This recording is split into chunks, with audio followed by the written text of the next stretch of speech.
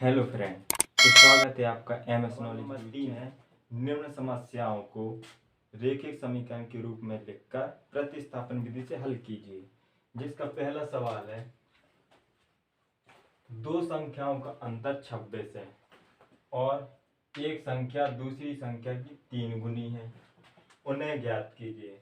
आपको समस्या दी गई है, इसके अपन को दो समीकरण बनाने हैं। समीकरण बनाने के साथ साथ इसको प्रतिस्थापन विधि से हल भी करना है।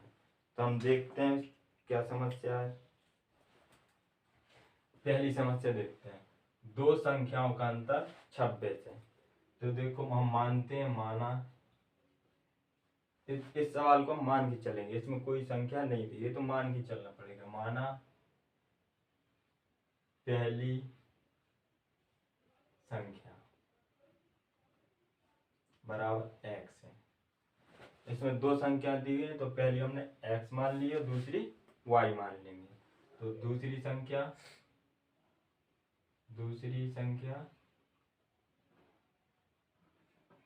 बराबर y है। पहली अपन ने x मान ली, दूसरी y मान ली। अब चलते प्रश्नानुसार। जो प्रश्न क्या कह रहा है, प्रश्न कह रहा है दो संख्याओं का अंतर। अंतर क्या कहलाता, दोनों में अंतर यानी एक दूसरे से घट रही है।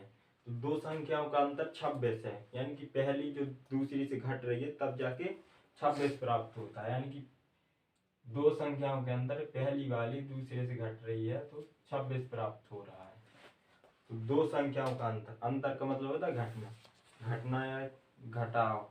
तो दो संख्याओं का अंतर हो गया 26, यानी पहला समीकरण अपन को मिलता है x माइनस वाई बराबर 26। इसको हम मान लेंगे समीकरण नंबर 5।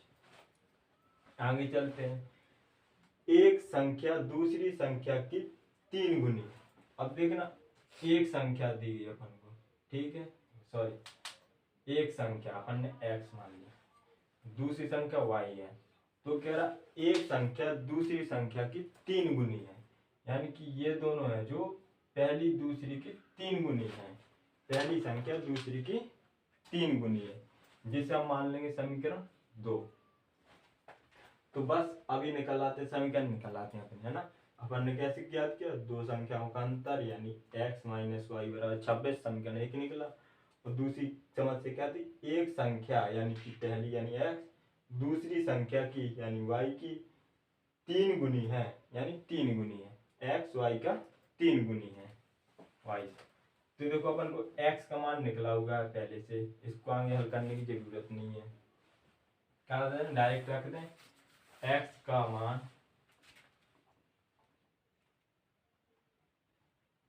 समीकरण 1 में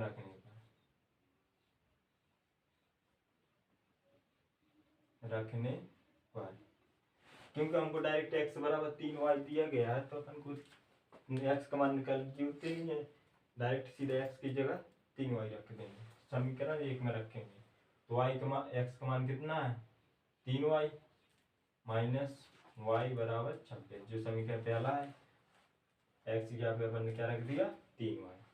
अभी देखो प्लस माइनस है, 3y माइनस y करेंगे, यानी जब भी किसी भी y x y z के साथ कोई नंबर ना हो तो वहाँ पे एक मानते हैं। तो 3 में से 1 जाएगा, कितना बचेगा 2, तो हम लिख देंगे 2y बराबर 26। तो y बराबर क्या निकलेगा, y बराबर 26/2, 13 दूनी 26, कितना आ जाएगा 13। y का मान कितना आ जाएगा 13। इस y के मान को रख देंगे समीकरण 2 में। तो y के मान को समीकरण 2 में रखने पर, 2 में रखने पर क्या, वो समीकरण 2 क्या है, x बराबर 3y है तो x की जगह पे x ही रहेगा, y की जगह पे 13 रखना, तो 3 गुणे 13, 3 गुणे 13 कर देंगे, x बराबर कितना आ जाए 13 3 39। इस तरह से अपन y और x का मान निकालना क्या था, पहली और दूसरी संख्या निकालनी थी। तो अपन लिख देंगे अतः पहली संख्या, अपन ने x मानी थी ना, क्या निकला x बराबर 39 है। और दूसरी संख्या y मानी अपन ने, y बराबर कितना निकला 13, तो 13 है।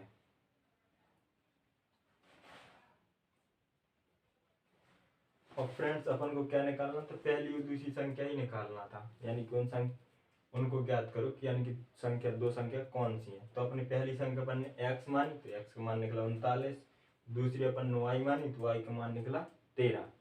इस तरह से अपनी दोनों संख्या मिलती हैं। अब अंतर यानी 13 39 को घटाएंगे तो 26 ही निकलेगा, यानी 9 में से 3 जाएगा तो 6 बचेगा, 3 में से 2 जाएगा, 3 में से 1 जाएगा तो 2 बचेगा। 26 होना चाहिए और संख्या बताइए, तो हमने संख्या निकाली 39 और 13, तो दोनों का अंतर भी 26 ही है।